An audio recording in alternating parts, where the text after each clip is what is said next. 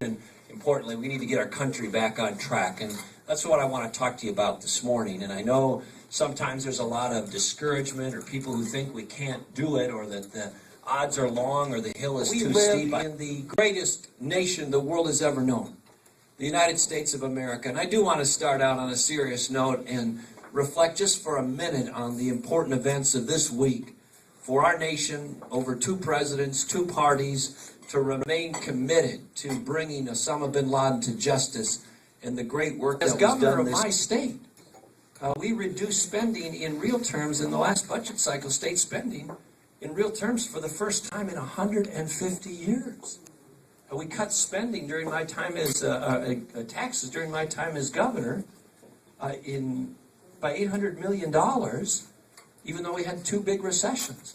We did market-based, not government-based healthcare reform. We were one of the first states in the nation to have performance pay for teachers instead of seniority pay statewide. We did public employee pension reform before it was cool and popular. We did that a number of years ago. We did welfare reform and litigation reform and regulatory reform and government reform more broadly. The point of all of that is 2 things. One is, again, we can do it anywhere. But 2 is, people say, it's really hard to do in Washington, or the interest groups are powerful, or the forces that are against us are difficult.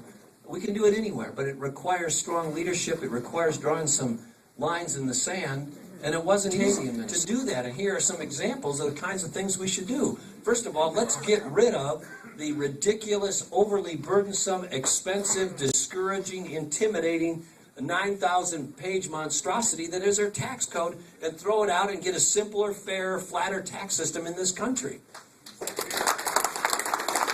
But you're looking at a governor, one of 4 governors in the country that got an A grade from the Libertarian and Tough Grading Cato Institute, and the other 3 aren't considering running for president. Number 1, we got to enforce the border, both from a security standpoint and an immigration standpoint.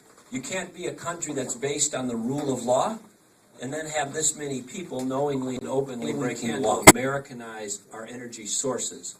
It's not to say Canada can't be a helpful supplement to that, but let's quit looking everywhere else for our energy needs and try to develop the fullest extent possible our energy here. It will make us more secure. It will help our economy. Thank you for listening.